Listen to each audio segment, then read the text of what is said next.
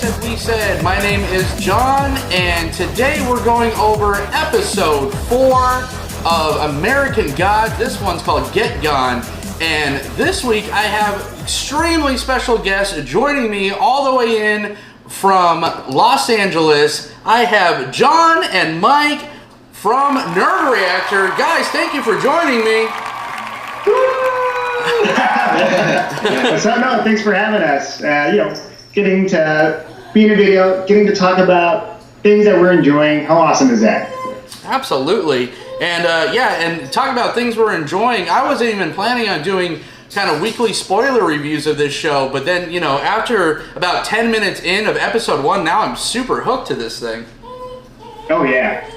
We're a little background on us. We are watching the show, we haven't read the books, and we're going in with a blind eye. Yeah, absolutely. I didn't pick up any of the books. It's just the whole scene when the Vikings went in, and it was just like just buckets of blood everywhere. I was just like, okay, I could do this. I like violence. Yeah, right. So this one, it looked like the first 3 episodes were directed by David Slade, and you could tell it was David Slade. So this one was actually directed by Craig Zobel. So the only thing that I looked up on him was he's done episodes of The Leftovers and Outcast. Have you guys watched either of those shows? We haven't seen them, but we know that what is it? Robert Kirkman, he's part of Outcast. So yeah. A lot of TV show stuff. Yeah, I'm not a fan of the first season of Leftovers, but I'll just leave it at that. So Outcast is something that's been on my to-do list, so let's kind of jump into the episode, guys. Well, first off, I want to talk about you guys real quick. So you guys are from California, and just kind of tell the They Said, We Said audience kind of what kind of awesome videos you can find on the Nerd Reactor. So what kind of awesome videos do we have on Nerd Reactor, Mike? Well, definitely not American Gods reactions. Yeah, we did the American Gods reactions, and the first 2 videos were blocked by one of the teams from STARZ. I'm not saying it's the actual main STARZ, but one of the international guys. So those are blocked, so if you're trying to watch them, you can't see them. So what we're doing instead is we're doing just regular reviews, and those are actually doing pretty well too. Because usually people love our reaction stuff, and we do reactions for a lot of the different shows, like the CW shows, The Flash, Supergirl, Gotham, and recently we're doing 13 Reasons Why, and the fan base for that one is nuts.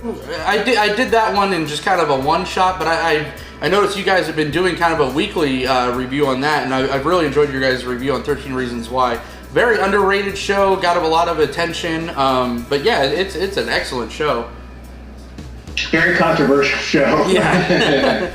Yeah, and it's like, especially myself, I have a 15-year-old daughter, and that's kind of hits close to home, Yeah. So, yeah, and then also one of my favorite videos you guys posted lately was the emoji kind of social experiment. Yes, we did do that one. That one, we wanted to do just something social experiment. We've done one before with Kiss Me, I'm a Nerd. So I always like to go out there and just see how people would react to things. So if you haven't seen the Kiss Me, I'm a Nerd, I suggest you check that one out. And we might have more social experiment videos, depending on if people want to see more of those. Excellent.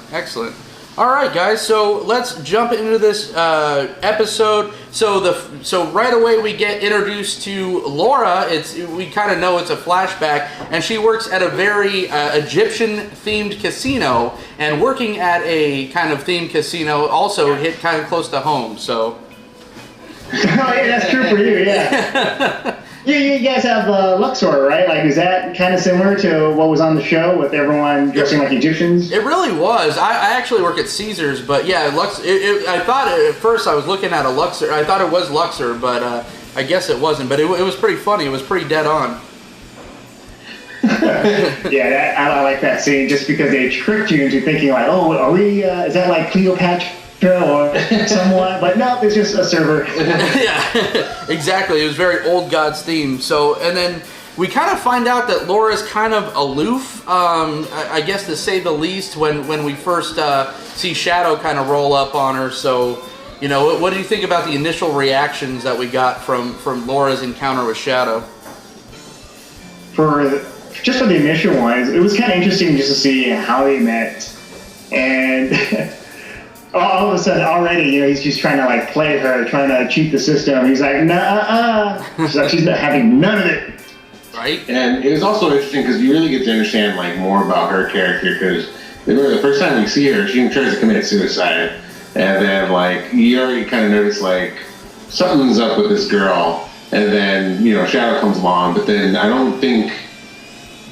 think Shadow's more of like a distraction, because I mean over the course of the episode you really start to understand their relationship and then how like it all kind of fell apart.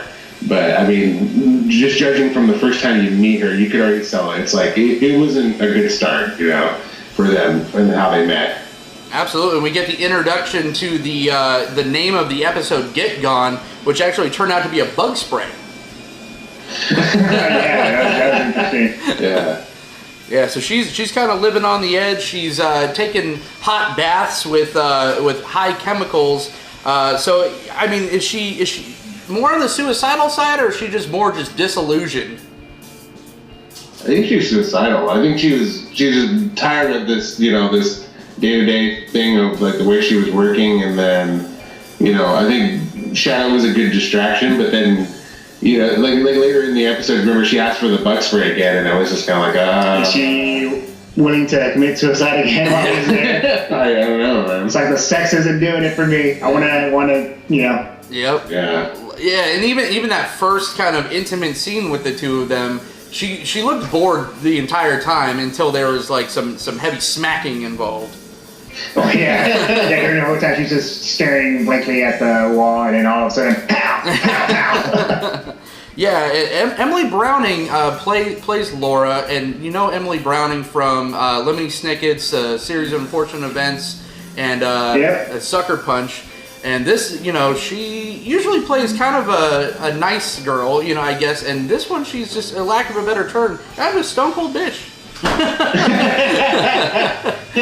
Well, the first introduction that the audience had with her was that, a penis was found inside her mouth. Right. And it was from Shadow's best friend. So that's our introduction to her. So like, wow, I have to see what the backstory is for this. Right. And then in this episode, I'm not sure if we're getting too far ahead, but that penis belongs to Dane Cook. Yeah. Yeah, and it really belongs to Dane Cook, right? Like the way that he got buried.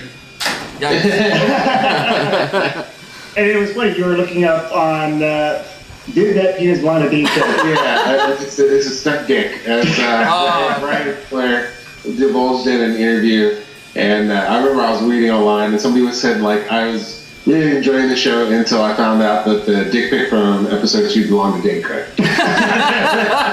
We get introduced to Shadow, because that's the earliest time that we get to see him.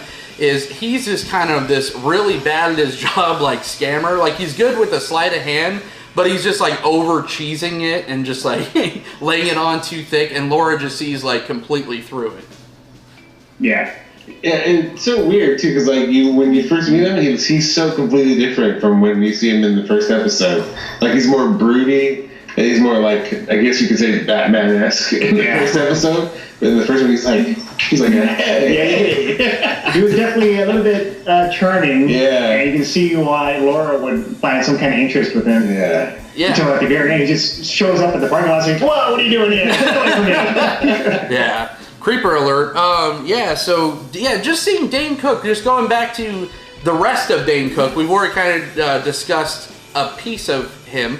But what did you guys think about just seeing him? I mean, he seems to have aged a little bit, but it's kind of good seeing him get work again. Everybody grows older, Yeah. He's definitely like his prime. He was younger. He was, just full of energy.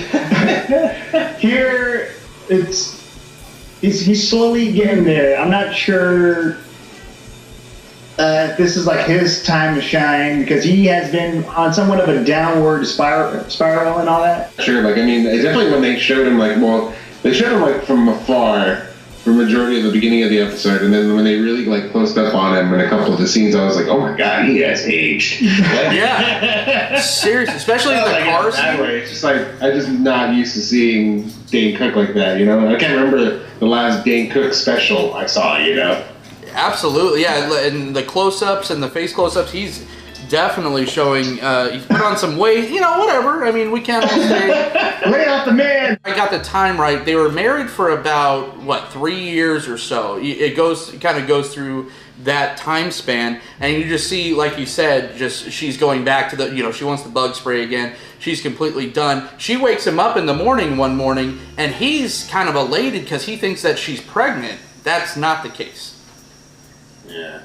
And, you know, the fact that she just wanted to, because I remember originally he tried to convince her to do the inside job, and then now she wants to, like, I think she's so bored at this point in the relationship that she just wants something to spice it up, you know, like something to bring, you know, some sort of excitement to the normalcy that is their life. Yeah. And, because they just keep showing the routine, like it's just a routine that they show in the montage, and then, you know, this is what she's hoping that'll change everything, and then he ends up getting caught. Yeah, and it was so funny too, because she sets it up like, this is the perfect plan, don't even worry about it, we're in like Flynn, and the very next scene, how the hell did you get caught? Yeah, at first I was thinking maybe she set him up. Yeah, good But point. there were hints that shows that she really cares about him. Yeah. As much as a character like that can, you know, it's just like, I think the only time, and this is kind of jumping further, but the only time that I saw her have any kind of emotion is when the cat died. Yeah. And that one, and also there was more of her being emotional after, you know, her death than before, which is crazy. My wife's giving me the stink eye from the kitchen too, so she's like, what is this you're watching with all this sex and slapping? This is a STARZ network, so Yeah. there's going to be a lot of It's legit. dirty stuff that we're going to be talking about later on in the video. So yeah, be prepared. So even when Shadow initially goes to prison, it almost seemed like that was kind of a shot in the arm too, but then, you know, again, a montage and you kind of see that luster wears off and the collect calls stop getting answered too. Yeah. Whole bug spray thing, I mean, it does come full circle, especially towards the end when she dies, because what does she see? You know, the jacuzzi with the bug spray. Like, basically that was such a pivotal point in her life, or such a pivotal thing, that Anubis had to bring it back to be like, okay, here you go, you're done. You know, this is where you're gonna go. So I think that basically, you know, trying to highlight like how much she wanted to die, or was not, you know, wanting to be a part, you know, of, you know, what was happening in her life, and, you know, Shadow and everything. Yeah, not to get into too much of a theology, you know, discussion, but for someone like that with her beliefs or non-beliefs, you would think that someone like that wouldn't be so, you know, ready to jump into the great abyss, right? Right. Then we get to the scene, you know, it's the goodbye Robbie scene, and you know, she's giving him a good send off, and then the car crash happens. You know, and then, you know, we get to Anubis again, and unlike Miss Fidel in the last episode, she's not having any of this. She doesn't want her heart ripped out. She's very unimpressed with death even. Yeah, you know, I think I was talking to John about it during our interview.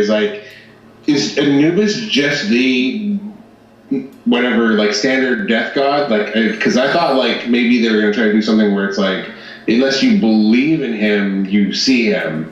Because if you don't, then you'd maybe see something else. Like, at least, like, maybe she had, like, you know, some sort of, like, you know, Catholic or Christian beliefs, and she would have went somewhere else. But the fact that, you know, just she sees Anubis, which is really interesting. Like, I don't know if he's that prominent, you know. I'm thinking because she works at the casino. Yeah, she sees all that. She Nice. sees Anubis, maybe. Yeah, good she's point. maybe deep down she has more.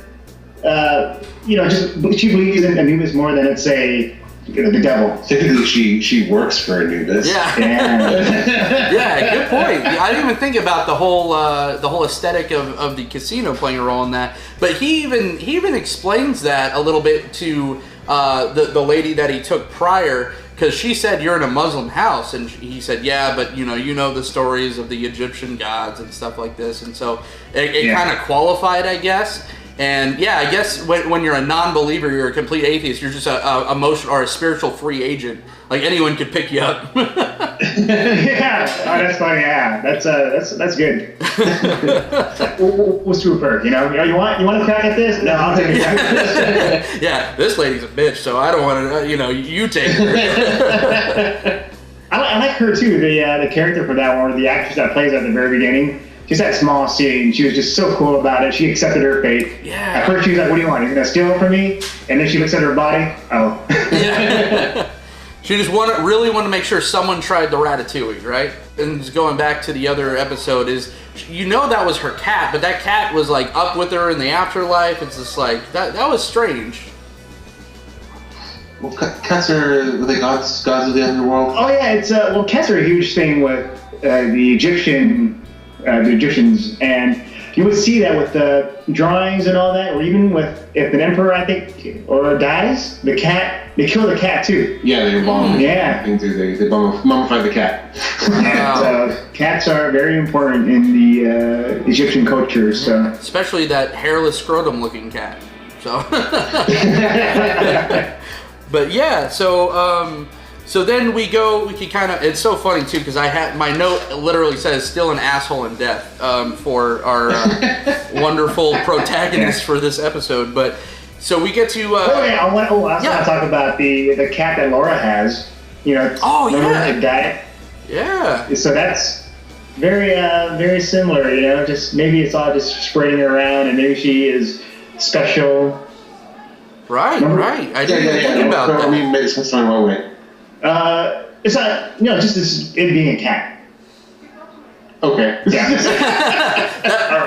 just reaching out. You're reaching. You think it's reaching though? I think the author intentionally put like the cat for a reason. Okay, for what? I don't know. That's why we'll find out. No, I think you're onto something, because maybe that's the connection to Anubis or whatnot. There's no coincidences, I'm sure, and the fact that the lady before had the cat and she had the cat and then it died.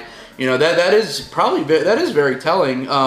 So we could kind of go. She's kind of having this back and forth with Anubis. She's just very unimpressed with him, and even the fact that he had the hot tub there with the bug spray and. You would think that she would be happy, but she again just unimpressed, and then she gets ripped out of the afterlife, and the resurrection scene. So, oh yeah.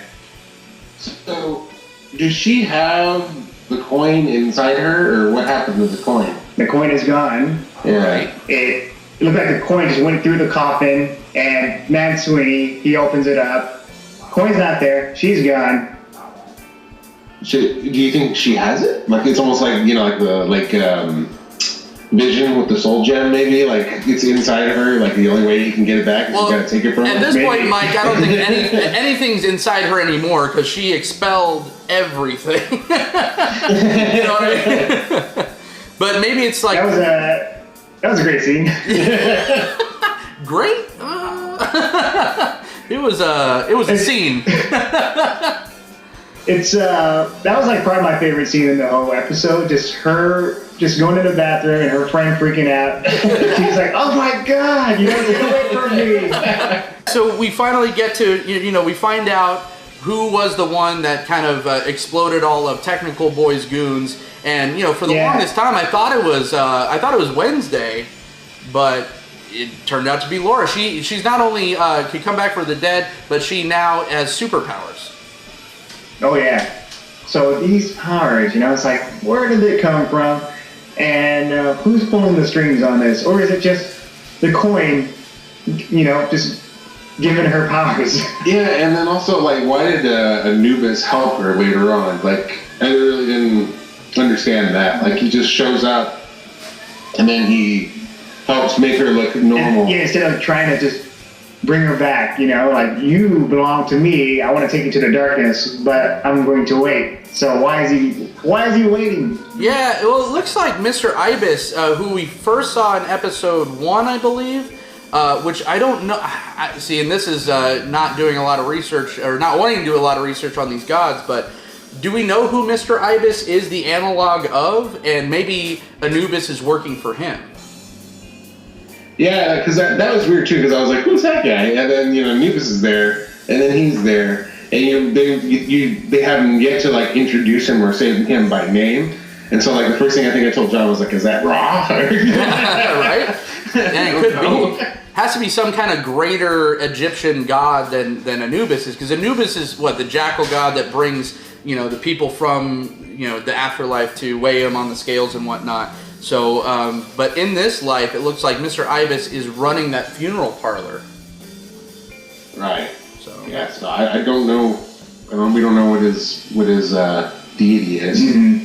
Yeah. Maybe he overruled Anubis, but Anubis did make it very clear to Laura that once all is said and done, he's still taking her. Now we have the magical aura around Shadow, so that's probably some kind of tie-in to the Sun coin, I would assume, right? Yeah, the coin it's like that golden color, so I think there is some relevance to that, but we'll see. Like, she's probably tied to him. Yeah. Somehow, like she said. Well, he said. Anubis said something about, like, once she's done, he would take her. But then, what does it mean that she's done? Like, what is she? Right. She's supposed to do something, and then once she's done, he'll take her to the darkness, and we don't know what that is yet. Oh, I'm thinking Anubis is probably going to team up with Mr. Wednesday. Got it. And Mr. Wednesday will probably need Laura, or will probably need Shadow to help him along the way. And the best way to do that is to just keep Laura alive. And once her purpose is done, then Anubis can do whatever. Yeah, absolutely. That's because I guess we never saw if Wednesday spoke with Mr. Ibis or Anubis, right? But he very well could have. And I guess they're all meeting up in Wyoming or wherever. So maybe once we get there with Chernobog and everybody, those two guys will be there as well. Right. It's all leading up to something big. And the Epic War. I want to see more of the new gods, Technical Boy, and more of Lucy. I love Lucy. Yeah. I could not believe that was Gillian Anderson. Yeah, that was crazy. That was crazy. She did good. She did really good. And kind of rounding out this episode, it's very interesting, I guess, choice to end 2 episodes in a row the exact same way. I thought that was just kind of different. No, yeah. I think it's a way for the audience to kind of be like, okay, this is where we kind of left off, and the backstory for Laura was pretty interesting, so we get to understand how the accident happened and her going down on Dane Cook. Right. Yeah, I like. Did Robbie come back too? Well, I don't see him. I haven't seen him yet, so maybe maybe not. Maybe. All right. Well, that's pretty much the episode. So, what really stood out to you guys that you liked about the episode, and then we'll kind of go into what you didn't like. Okay. Pretty much the interaction, just Laura becoming a zombie. That was like the coolest thing. It's what would happen if you were once alive. You come back, and I guess people that watch iZombie can kind of get an idea of what it's like.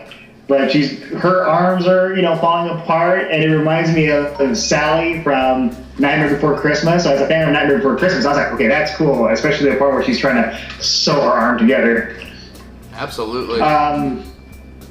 And just her interaction with her friend, her best friend. Yeah. Just all freaking out. I was like, can I borrow your car? And next scene, they're driving together. It's like, I hate you. But, we still haven't passed a history. With friends like these, right? Yeah. What about you, Mike? What stood out in the episode for you? I just like the whole. I like the Anubis, just the character stuff we learn about him. So far, that's always been the interesting part for me for each episode. Every time they introduce a new god, but then sometimes they kind of like introduce him like in an isolated incident, and then he never like gets involved in the story. Well, this was the first time Anubis is introduced, and then he actually is in the same episode. So that was the first time we've seen that, because the other gods we have yet to see. Like, we haven't seen, Mr. Nancy, we haven't seen, any other characters. So I like that, and I like finding out more about, where they come from and like why they're still around, because a lot of them aren't, and I want to know what happened, like where they all went and why some of them are still around. Why is Anubis still around? Is it because of the casino? Is it because some people still? It's because people keep on making the Stargate movies. Right? Because Tom Cruise and the Mummy. Yeah, Tom Cruise. You brought Anubis back. Or because I think one thing really haven't seen since it'll come up later. I think was that Loki is in this. He was in the first episode. Yeah. And is he gonna actually come back into the story where he's like, hey, Odin, Yeah, and I wonder if Thor is gonna be in it. Yeah. Or any of the Greek gods, because I love Greek mythology, so I want to see Zeus be involved somehow. Absolutely. But Yeah. but then the thing I really liked, especially, and then it wasn't in this episode, but the third episode was what Odin said, where he said that the last thing he's like, the worst thing would be to be forgotten. Yeah. Something. He's like, that would be. Then it would pretty much be like he's forgotten. Then he just cease to exist. I think so. He would just probably disappear. It's funny that like the old gods have been like YouTube content creators, and they really are like alive because of like subscriptions and people believing them and stuff. It's kind of a weird dichotomy, especially with the new gods, which I wish we'd see more of, but I'm sure we will. With like Technical Boy Media, stuff like that. It's just literally created from man because of the obsession of modern media and stuff like that.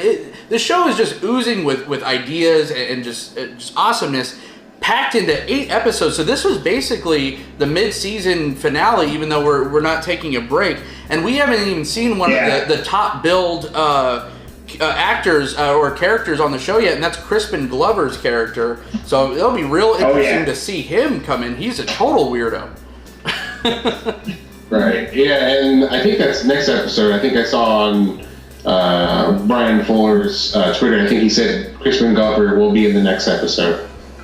Yeah, and then the one lady too, the vagina monster. We haven't seen her in a few episodes. So I'm not saying I'm not complaining that I'm welcoming the break from that. That is kind of bizarre. Trippy. Yeah, it's just I'm gonna just grow bigger and I'm gonna absorb you inside my private parts. Yeah. Oh, and I need to see more Mr. Nancy too, because Orlando Bloom killed that opening scene on the slave ship. Oh yeah. Right, and then I think he's been. I was looking on social media. I guess he's continually tweeting along with the show, and he keeps posting these little videos where it's he'll take some part of the show and then edit a little promotional video. It's all just him. And I guess he's just doing it while the show's going on. There's all these different things he's been doing it. I wonder if there are tiny Easter eggs of him as the spider just crawling around and you spot him. Oh, there he is. That's awesome. That's awesome. Replay value for sure. So any big blaring holes that you guys didn't like from this episode? No. I think this episode really picked up from the previous 3 episodes. Sure. Just because it's, okay, we're getting along, we're finding out who Laura is and the other gods and how they're involved in the modern times, because we've been seeing the different gods, but we don't know how they're interacting with the characters, and we get to see that with Anubis and Laura. Right. Yeah. Yeah, I mean, maybe pacing a little bit for me. I feel like the montage maybe dragged on a little bit. We could have thrown a little bit more at the end. It was almost like a Luke Skywalker, spoiler alert, a Luke Skywalker at the end of episode 7, where I wish I would have just gotten just 10 more seconds. Maybe Shadow's reaction, just so it wasn't exactly the same. But overall, it was a great episode. But here on the channel, we usually score the episodes between 1 and 5. Decimals are okay. What would you guys rate this one? I would give this 4 out of 5. 4 out of 5. Nice. That's big numbers, man. How about you, Yeah. Mike? I was going to say the same. Like, I'm the same with you too, because I was kind of disappointed it ended the same way. I was like, while we were watching it, I was like, oh no, please don't be the end of the episode. And then as soon as he walks in, it's like, Oh, I knew it was going to be the end of the episode, so I just kind of accepted that. Yeah. So I will be okay with it. Yeah. I just wanted it. Yeah, just to progress past that point, but yeah, I still give it a 4 out of 5. nice. And I'm the last one dipped under 4 for me last week's episode, but this one I'm gonna bring back up to a 4.2. This one was amazing stuff. Oh, that's higher than us. Yeah, I know. I'm a big proponent of the decimal system. But yeah, 4.2. This one was great. Probably if not, probably second best of the season so far. I'd have to look back and see what I rated the other ones, but I think episode 1 and this one are nice bookends so far as my favorites go. And a lot differently shot episode. You know, David Slade's style was definitely missed in this one, but the guy that did it, Craig Zobel, I guess, did a fine job. So, ladies and gentlemen, that is the episode Git Gone. I want to thank my guests today. Thank you so much for coming on, John and Mike. Nerd Reactor, where can the good kids find you? Just Google Nerd Reactor and find us. You can find us on youtube.com, Nerd Reactor, that's our username. And you can also find us at nerdreactor.com and anywhere else you can find the Nerd Reactor name. Excellent. All the social medias? Instagram, Twitter, Facebook, it's under Nerd Reactor. Perfect. And you can find me at Orzovdone on Twitter. You can find me on the They Said We Said Facebook group, and you can find me at They Said We Said on Instagram. So we will see you all next week, where I have another special guest coming on with me. You guys know him, you love him. It's Alex Scott from The Walking Dead. We're going to break down episode 5 of American Gods. We're going to break down something that's not Walking Dead for once, so this will be interesting. But for John and Mike, Nerd Reactor, my name is John, and we'll see you next week.